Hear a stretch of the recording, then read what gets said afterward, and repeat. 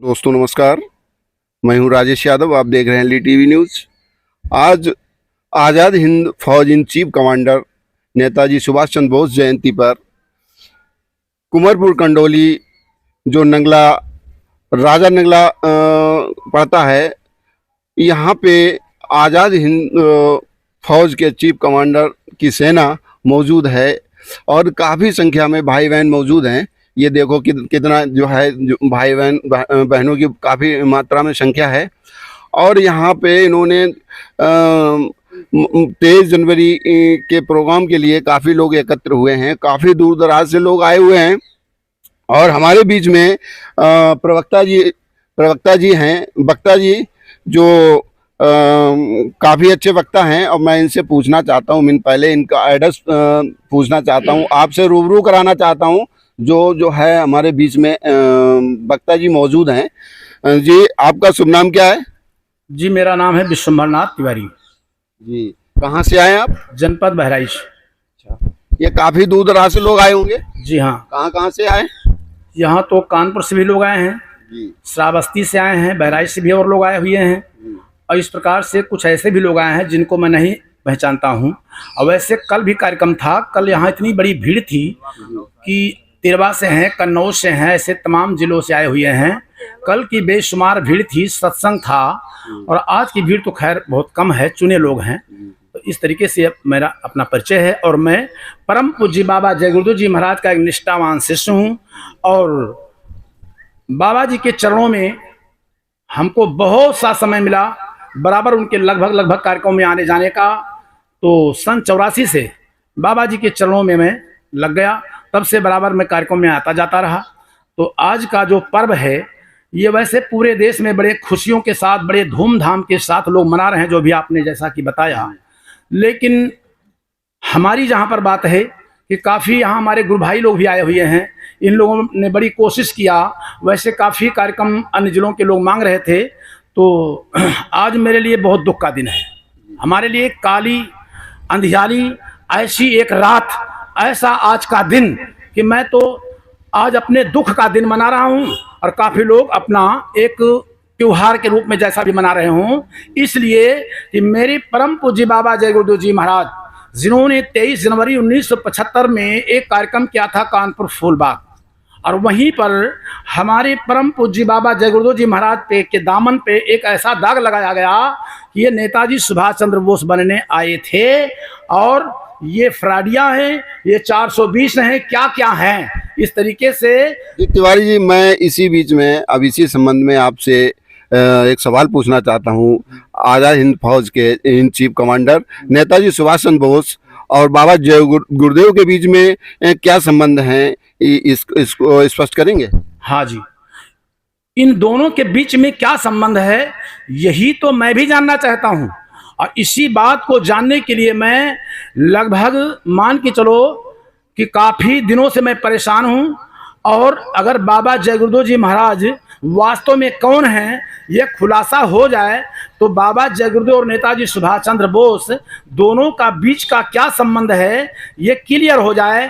देश में काफ़ी लोगों का मानना है कि बाबा जय गुरुदेव ही नेताजी सुभाष चंद्र बोस हैं, और कुछ लोगों का मानना कि नहीं, दोनों अलग अलग हैं। इस पर मैं अपनी तरफ से कोई भी पुष्टिकरण नहीं कर सकता हूं। बाकी मेरे पास तमाम ऐसे प्रमाण हैं जिन्होंने ये प्रमाणित किया है कि बाबा जय गुरुदेव जी महाराज ही नेताजी सुभाष चंद्र बोस हैं। लोगों का कहना, मैं नहीं कह रहा हूं। और इस तरीके से हम भी भ्रमित हो गए हैं। हम भी जानना चाहते हैं कि वास्तव में बाबा जय गुरुदेव जी महाराज कौन है। ये देखिए, ये 1945 के बाद भी जिंदा थे, सुभाष ममता जी ने कहा। और इसी बात को मुखर्जी आयोग के गवाह हैं श्याम नारायण बिंदु जी। इसमें देखिए लिखा है, उनका दावा है कि बाबा जय गुरुदेव ही नेताजी सुभाष चंद्र बोस हैं। मैं नहीं कह रहा हूं, मैं तो बाबा जी का शिष्य हूं। ये तर्क नेताजी का अपमान करते हैं। ये देखिए पेपर, और आजाद हिंद बैंक ने छापा था लखटकिया, ये सब सारी बातें प्रमाण हैं। इसके बाद ये देखिए ENI न्यूज ये कह रहा है कि आतंक के वास्ते और यूपी के रास्ते फर्जी संस्था के बहाने बाबा जय गुरुदेव उर्फ नेताजी सुभाष चंद्र बोस कूट रचित यानी नाम यहाँ अगर मैं लेता हूं तो हमारे गुरु भाई विरोध करेंगे कि ये गुरु महाराज का नाम ले लेते हैं, इसलिए मैं इशारे में कहता हूं। स्वामी दास सवाल बाड़ी का ये बताइए, ये कह रहा है तो तमाम जगह से लोग खुल्लम खुल्ला कह रहे हैं कि बाबा जय गुरुदेव ही नेताजी सुभाष चंद्र बोस हैं, लेकिन सवाल यहाँ ये फंस रहा है कि नेताजी को तो मैंने देखा नहीं। यहां तक मैं सुन रहा हूं कि 43 या 44 में कि 45 में नेताजी देश से अदृश्य हो गए, तो अगर वो आ जाए तो हम पहचान भी नहीं पाएंगे उनको। लेकिन जिस बात को विधि प्रमाणित कर रहा है वो हम कैसे काट सकते हैं? हमारे देश के महान प्रधानमंत्री वर्तमान माननीय नरेंद्र मोदी जी ने स्वयं पुष्टिकरण कर दिया है, जो वीडियो आज भी मजबूत है, कि नेताजी सुभाष चंद्र बोस भारत के प्रथम प्रधानमंत्री, राष्ट्रपति, चीफ इन कमांडर, जिन्होंने आजाद हिंद बैंक करेंसी की स्थापना किया, जिन्होंने आजाद हिंद बैंक बनाया। बहुत सी बातें उन्होंने बताते हुए ये भी कहा कि अपनी अपनी मोबाइल की टार्च आप जलावें।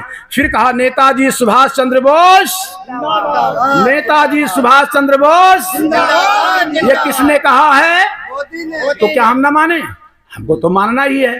तो हमारे प्रधानमंत्री ने सिद्ध कर दिया, लेकिन एक तकलीफ हो रहा है, कहीं ना कहीं नेताजी के साथ खिलवाड़ हो रहा है। अगर यही बात सही थी तो भारत का सिक्का और सम्राट इनको दे देना चाहिए, बता देना चाहिए। तो नेताजी के नाम पर कहीं ना कहीं ये तो खिलवाड़ किया जा रहा है। अगर नेताजी की बात आपने किया है तो नेताजी सुभाष चंद्र बोस को मैं कोट कोट नमन करता हूं, प्रणाम करता हूं। उनके चरणों की धूल मैं अपने सर माथे लगाता हूं, लेकिन वो मेरे गुरु नहीं है। गुरु तो मेरे बाबा जय गुरुदेव हों, लेकिन गुरु महाराज हमारे जिनके दामन पे दाग लगा हुआ है कानपुर फूलबाग, ये सुभाष चंद्र बोस बनने गए थे, मगर इसका आज तक पुष्टिकरण सरकार के द्वारा नहीं किया गया। अगर इसका पुष्टिकरण हो जाए तो मेरे को ही नहीं, पूरे देश की जनता को संतुष्टि मिल जाएगी। और नेताजी सुभाष चंद्र बोस जो शहीदों के गुरुदेव, इस देश की आजादी के लिए 7.5 लाख लोगों ने अपनी कुर्बानी दे डाली, जर्मन से जापान तक मोर्चा लगाया, जिनकी इनर वॉइस, इनकी परिकल्पना थी कि देश में स्वराज्य आएगा, राम राज्य आएगा, विधियों कानून का राज होगा। लेकिन दुर्भाग्य है, जिस बात के लिए महात्मा गांधी ने स्वप्न देखा था कि राम राज्य स्वराज्य आएगा, जिस बात के लिए चंद्रशेखर आजाद, सरदार भगत सिंह, अशफाक उल्ला खां, राजगुरु उधम सिंह जो फांसी के फंदे को चुमा था हंसते हंसते, उनकी भी नरवाइश, उनकी ख्वाहिश अधूरी रह गई। शहीदों की आत्मा आज भी भटक रही है। जिस बात के लिए बाबा जय गुरुदेव जी महाराज ने ऐलान कर दिया, अपने भक्तों से आग्रह किया कि गांधी के अधूरे सपनों को तुमसे पूरा कष्ट है, सबके सब वफादार निकले कि क्या निकले, रास्ता अपना अपना अलग बदल दिया। और तब इन्होंने कहा जिस काम को लेके मैं आया हूं, मैं जाने वाला नहीं हूं, परिवर्तन करने आया हूं, परिवर्तन करके जाऊंगा, चाहे 400 वर्ष मुझे क्यों ना रहना पड़े। मैं महात्मा गांधी नहीं हूं कि मुझे कोई गोली से मार देगा। पिछले राजनेताओं ने, हमको यहां सवाल पैदा हो रहा है, शंका कि पिछले राजनेताओं से इनका कोई पंगा था, हम भी भ्रमित हो गए हैं। यही नहीं है, इन्होंने यह भी बताया कि मुझे कोई धोखा नहीं दे सकता है। मैं आपके सामने बैठा हूं, मैं वो व्यक्ति हूं कि चांदी का 1 रुपया था, अंग्रेजों का राज था, धोखा हो गया, घर की, परिवार की, समाज की, बच्चों की शांति चली गई। ऐसे रास्ते पे लोग चले गए, 1 रुपये में 60 किलो चना चावल गुड़ बाजारों में 12 रुपये तोला सोना का वादा कर रहे हैं, और 1 रुपये में 60 किलो चना चावल गुड़, 6 पैसा तोला शुद्ध चांदी। मिलावट का नामो निशान नहीं। यही नहीं, इनके ही बयान हैं, मेरे पास प्रमाण है कि अरे बच्चा, जब देश आजाद नहीं हुआ था तब भी मैं था, और महात्मा गांधी का सत्याग्रह आंदोलन शुरू नहीं हुआ तब भी मैं था, और महात्मा गांधी का सत्याग्रह आंदोलन मैंने देखा, अंग्रेजों का राज मैंने होशो हवास में देखा, देश आजाद हुआ तब भी मैं था, और था ही नहीं।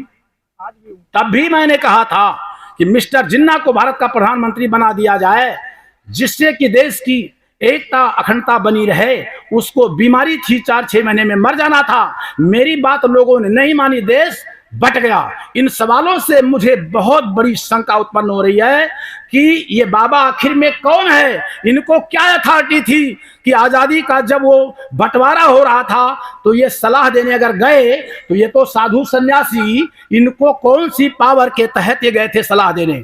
यही नहीं, इन्होंने ये भी कहा है कि मैं भारत का रहने वाला हूं, सीना तान के कहा है। और फिर जब देशभक्ति का नंबर आएगा तो ये पहला व्यक्ति होगा।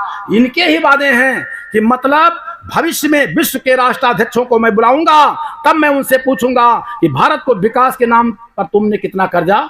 तो ये बाबा कौन है, हम भी भ्रम पड़ गए। दोनों नेताजी सुभाष चंद्र बोस, बाबा जय गुरुदेव एक ही हैं या अलग अलग हैं, ये भ्रम कैसे दूर हो। नेताजी का तो इतिहास है, अता पता तो है, बाबा जी का तो अता पता ही नहीं चल रहा है। इसलिए 29 जून 1975 को बाबा जय गुरुदेव जी महाराज को गिरफ्तार कर लिया गया और मथुरा से आगरा, आगरा से फिर बरेली, और बरेली से जब पूछा गया, मेरे पास सारे दस्तावेज हैं, बरेली ने ये लिख कर दे दिया, इस पते का कोई व्यक्ति हमारे यहाँ प्रवेश पंजिका में अंकित नहीं पाया गया।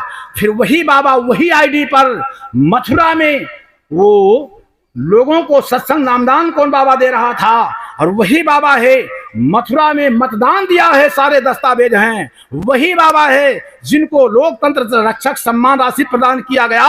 ये सारे प्रश्न मुझको परेशान कर रहे हैं। इस प्रश्नों का निचोड़ क्या है, निष्कर्ष क्या है। और जब बाबा जय गुरुदेव जी महाराज को बीमार बता करके उन्हीं के करीब के लोगों ने, यानी ट्रस्टियों ने ले जाके दवा कराने के लिए कहाँ ले गए, फिर वापिस जब लेकर आए तो मतलब एक विवाद खड़ा हो गया, एक विवाद खड़ा हुआ जिससे कि वो आज भी वीडियो पड़ी हुई है। आप वीडियो देख सकते हैं कि मथुरा में क्या हुआ। बयान तो बहुत ज्यादा है।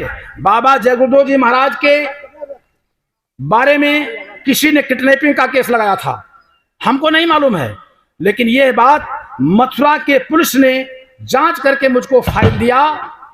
वो कौन व्यक्ति जिसने किडनैपिंग का केस लगाया, हाई कोर्ट ने फैसला दे दिया कि बाबा जी सुरक्षित हैं, ट्रस्टी अनुशासित हैं। ये फाइल मेरे पास जब आई, इस बात को लेकर मैं हाई कोर्ट में गया, सुप्रीम कोर्ट में गया, पुनः भारत के राष्ट्रपति से व मुख्य न्यायाधीश से, फिर व्यक्तिगत रूप से लिखा पढ़ी करके याचना की गई। क्या क्या किया गया, कहीं से मुझको न्याय नहीं मिला। बहुत बड़ी बात हम भारत की जनता में आपके चैनल के माध्यम से कहना चाहते हैं कि अगर वास्तव में भारत में लोकतंत्र होता तो इस विषय पर विचार किया गया होता, इस पर जांच किया गया होता, और अगर जांच किया गया होता तो सच्चाई निकल के सामने आ जाती। हाँ, ये जरूर है।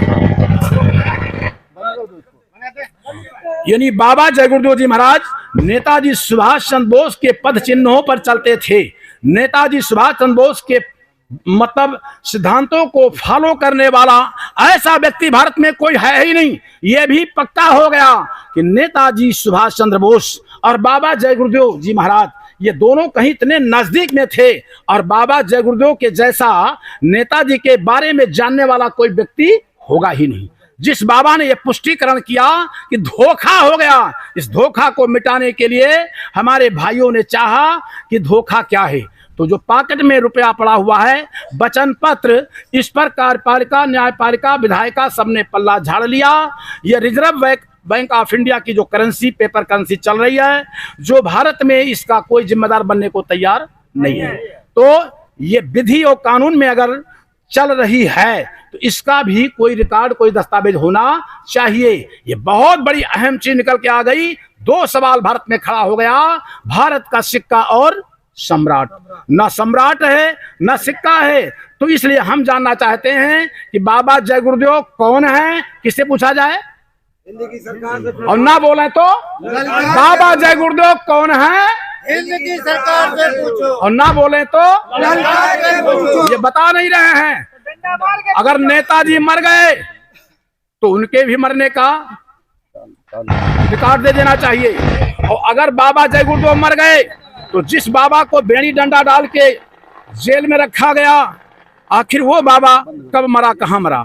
बात बस इतनी सी है भाई साहब। हम अच्छा, एक तिवारी जी, एक भ्रांति और है, उस पे मैं एक सवाल पूछना चाहता हूँ। इनकी जन्मभूमि को लेकर के, जैसे कुछ मथुरा बता रहे हैं, मथुरा जिला मथुरा और जो शहर मथुरा में, और कुछ इटावा में बता रहे हैं, खितौरा गांव में बता रहे हैं। इस पे आप क्या कहना चाहेंगे? ये कैसी भ्रांति है? ये भ्रांति ये है कि परम पूज्य बाबा जय गुरुदेव जी महाराज जीवन में अपने कभी ये नहीं कहा कि मैं घोरेलाल का पुत्र हूँ या राम सिंह का पुत्र हूं। ये मैं वादा करता हूं, किसी के पास इसका कोई भी प्रमाण नहीं है। लेकिन 29/1975 को डीआई मिसा में जब जेल में इनको डाला गया तो इनकी आईडी, इनकी पहचान जो प्रमाणित की गई कि ये घूरेलाल के पुत्र हैं, जाति के ब्राह्मण हैं और 162 सेंटीमीटर लंबा है, निवासी मतलब कृष्णानगर मथुरा, ये लिखा पढ़ी में है। अब इसको तो हम काट नहीं सकते, विधि ने प्रमाणित किया है, हम इसको मान रहे हैं। तो इसी को मैं जानता था, लेकिन 21 मई 2012 को जब घटना घट गई तो बाबा जी की संगत में ऐसा मतभेद फैल गया, जिंदा मुर्दा की कहानी बन गई। 45 करोड़ शिष्य भटक गए, जिंदा मुर्दा में कई खंडों में बट गए, तो हम भी भटक गए। तो हमने सोचा चलो भाई पता करें। हमको जब कहीं से कुछ भी नहीं मिला तो हमने सोचा चलो विधि से पूछ लिया जाए। तो जब विधि से पूछा गया तो विधि ने प्रमाणित कर दिया, मृत्यु प्रमाण पत्र, वोटर लिस्ट, परिवार स्तर नकल सब कुछ आ गया कि बाबा जय गुरुदेव जी महाराज जाति के यादव हैं अहिर और निवासी मतलब खितौरा गांव के इटावा जनपद के रहने वाले हैं। तो पिता का नाम राम सिंह, माता का नाम मोहिनी देवी, जाति के यादव, ये लिखित में आ गया। मृत्यु प्रमाण पत्र, वोटर लिस्ट, परिवार स्तर नकल आ गया। हम इसको भी प्रणाम करते हैं, विधि ने प्रमाणित किया है तो मैं काट नहीं सकता हूं। तो विधि से ही मैं जान लेना चाहता हूं कि क्या भारत में, भारत के संविधान में किस अनुच्छेद में ऐसा कानून बना है कि जो व्यक्ति इस धरती पर जन्म लेगा तो मरेगा ही, और मरेगा तो क्या उसकी लंबाई कम हो जाती है या वल्दियत जाति उसकी क्या बदल जाती है? अगर ऐसा हो तो वो कानून हम देखना चाहते हैं। अगर ऐसा नहीं है तो बाबा जी के साथ ऐसा क्यों हो गया? इस बात के लिए बाबा जय गुरुदेव जी महाराज के पास 40-45 करोड़ शिष्य हो, 12,000 करोड़ की चलाचल संपत्ति हो, 300 वाली शान गाड़ियां हो, जिस बाबा के पास जिसने बड़े बड़े काफिले निकाले हो, जलसे रचाए हो, चोटी के नेता जिससे मिलने गए हो, और आज बाबा को कोई जानता नहीं है, तो ये ब्राह्मण हैं या यादव हैं, दोनों में सही क्या है? लेकिन मथुरा में जिस व्यक्ति का दाह संस्कार किया गया वो व्यक्ति क्या था? वो खितौरा के रहने वाले राम सिंह के बेटा थे। इसको प्रमाणित किया है भारत के कानून ने, विधि ने। तो ये भी सत्य हो गया कि बेड़ी वाले बाबा का अंतिम संस्कार मथुरा में नहीं हुआ। तो बेड़ी वाले बाबा कहाँ हैं, किसके पास हैं? विधि ही तो बता रही है कि सरकार और ट्रस्टी के कस्टडी में हैं। अब वो जिंदा हैं या मुर्दा हैं हम ये भी नहीं बता पाएंगे, लेकिन भारत के कानून में हमको वकीलों ने बताया कि जो 7 बरस तक जिसका पता न चले वो मरा मान लिया जाता है। तो मेरे गुरु महाराज के बारे में क्या है? अगर मैं सही बोलूं तो ये हमारे गुरु भाई ही बदल जाएंगे। क्या बाबा जय गुरुदेव जी महाराज हमारे मामूली हस्ती के रहे, कैसे उनकी हत्या कर देगा, कौन कर देगा? ये तुरंत हमारी जबान पकड़ लेंगे। तो हत्या तो उनकी हो गई, अगर वो बच गए हों अपनी ताकत में उसकी बात तो अलग है, लेकिन हत्या कर दिया गया। और जो ये हमारे बाबा जय गुरुदेव जी महाराज के मानने वाले डींग मारते हैं, हम इनसे भी जानना चाहते हैं कि बाबा जी किस महीना जेल में 4.5 किलो की बेड़ियों में जब पड़े हुए थे तो बेड़ी को तोड़ देना तभी चाहिए था, बेड़ी को तब नहीं तोड़ा। तो इसलिए वो कानून को बिल्कुल हमेशा नमन करते रहे और कानून ने बेड़ी डंडा डाल दिया, पहन लिया। तो आज सवाल खड़ा है कि आखिर ये बेड़ी वाला बाबा कौन है? सरकार बता नहीं रही है, कानून बता नहीं रहा है। कानून तो फंस गया। ये कानून ऐसे फंसा है कि विधि एवं कानून का राज खत्म हो गया, बल्कि देश में व्यक्ति तंत्र चल रहा है। और व्यक्ति तंत्र आज से नहीं, अरे कभी लोकतंत्र था ही नहीं। अगर लोकतंत्र होता तो बाबा जय गुरुदेव जी महाराज के जैसे महान पुरुष, इनको भी न्याय मिलना चाहिए या नहीं मिलना चाहिए? इनको जब न्याय नहीं मिला, हम गरीबों को न्याय कहां से मिलेगा? इसलिए भारत में कानून व्यवस्था खत्म हो गया। ये तिवारी जी, मैं एक सवाल और पूछना चाहता हूँ। जो स्पष्टीकरण की जो बात चल रही है, ये बाबा जय गुरुदेव की स्पष्टीकरण का क्या मतलब है? इसके बारे में स्पष्टीकरण का मतलब यह है कि बाबा जय गुरुदेव जी महाराज ने ये खुद कहा है कि ये देखिए, बाबा जय गुरुदेव का सत्संग 10 मार्च 2012, हम इसको सुना दें ताकि आवाज जाएगी लोगों के बीच में। बोलो जय गुरुदेव 3 बार। आप अपना प्रोग्राम हमको जिले बाई जिले लिख कर देंगे तो हम मिला करके उसका प्रोग्राम बनाएंगे।